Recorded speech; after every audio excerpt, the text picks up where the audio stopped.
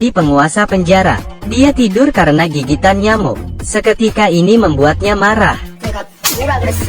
내가 뭐라 그랬어? 내가 뭐라 그랬어?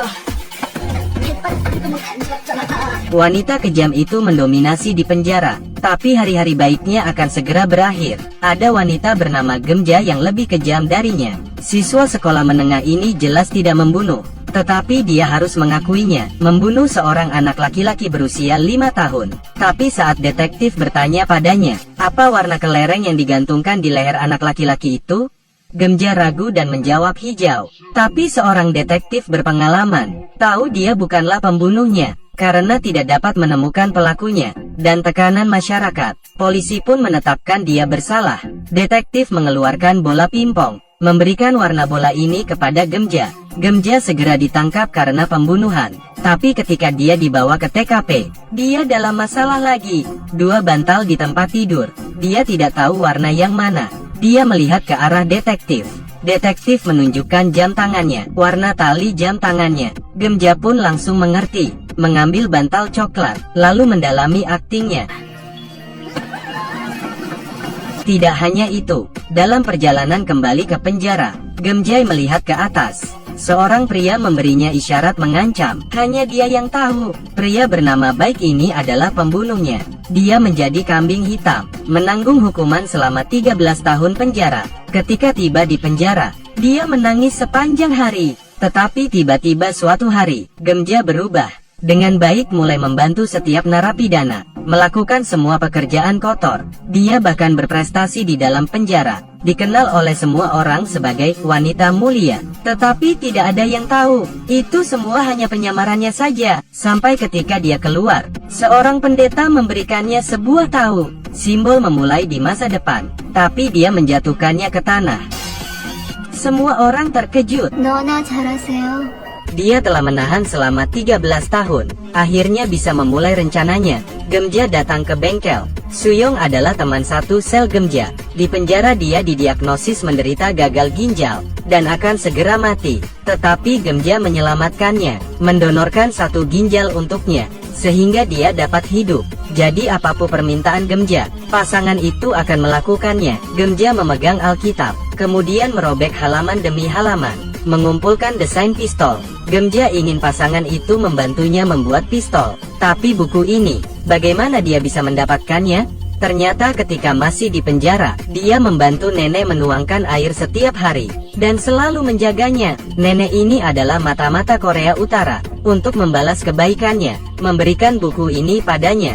Seminggu kemudian, pistol telah selesai dibuat. Mereka memperingatkannya, senjata ini sangat pendek, tapi semakin pendek semakin kuat. Sekarang semuanya sudah siap. Dia ingin membunuh Baik. Ketika masuk penjara, dia masih berumur 19 tahun, dan telah mengandung. Dia terpaksa meminta bantuan gurunya, tetapi tidak disangka, guru Baik seorang psikopat. Karena tidak subur, dia jadi membenci anak-anak, menculik dan membunuh seorang anak laki-laki berusia 5 tahun. Dia juga mengancam Gemja akan membunuh putrinya, sehingga Gemja mengakuinya. Itu sebabnya dia menyerahkan diri. Gemja telah menemukan istri guru Baik, Yiyong. Ternyata Yiyong juga seorang narapidana. Dulu dia diganggu oleh penguasa penjara. Gemja melihat itu, dan memutuskan menyingkirkan wanita itu. Selama dia 3 tahun, dia menambahkan pemutih ke makanan wanita itu, memberinya makan setiap hari. Akibatnya, kondisi wanita itu memburuk,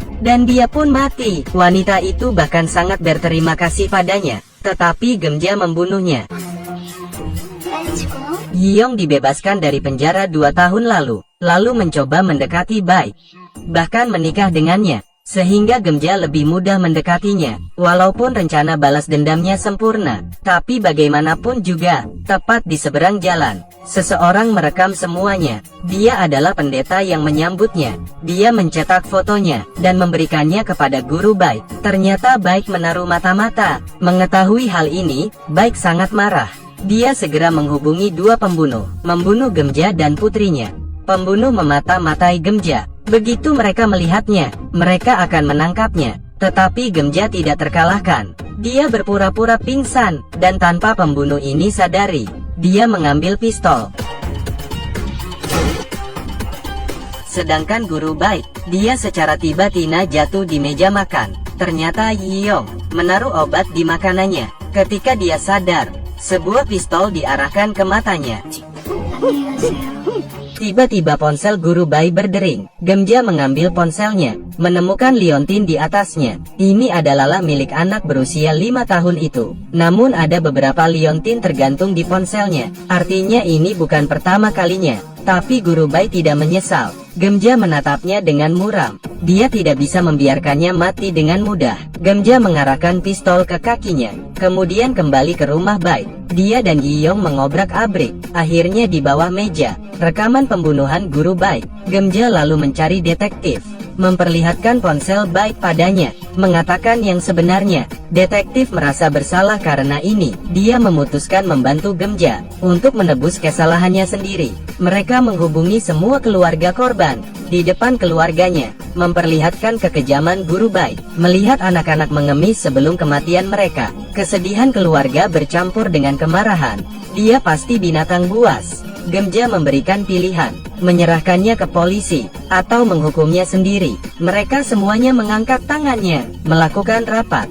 Semuanya direkam di mikrofon, dan suara mereka disambungkan ke ruang baik di sekap. Dia mendengar semua percakapan mereka. Dia sangat ketakutan, tetapi semua telah terlambat. Detektif mengajari mereka cara memakai pisau, bagaimana cara membunuhnya, juga memberikan mereka baju hujan. Keluarga duduk berjajar di depan pintu. Ada yang memegang pisau, palu, tapi anggota keluarga merasa aneh, mengambil tongkat.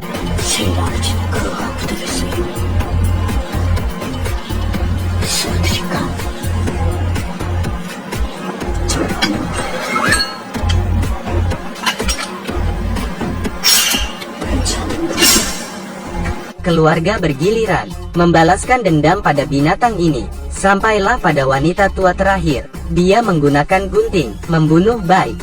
Mereka membersihkan tempat kejadian, menguburkan Bai bersama-sama. Mereka juga berfoto untuk meninggalkan bukti, menghindari jika ada yang berkhianat. Akhirnya mereka datang ke toko kue. Gemja menggunakan darah Bai, membuat sebuah kue, membagikan kepada semua keluarga itu. 13 tahun dendamnya sekarang akhirnya berakhir, dan film pun selesai.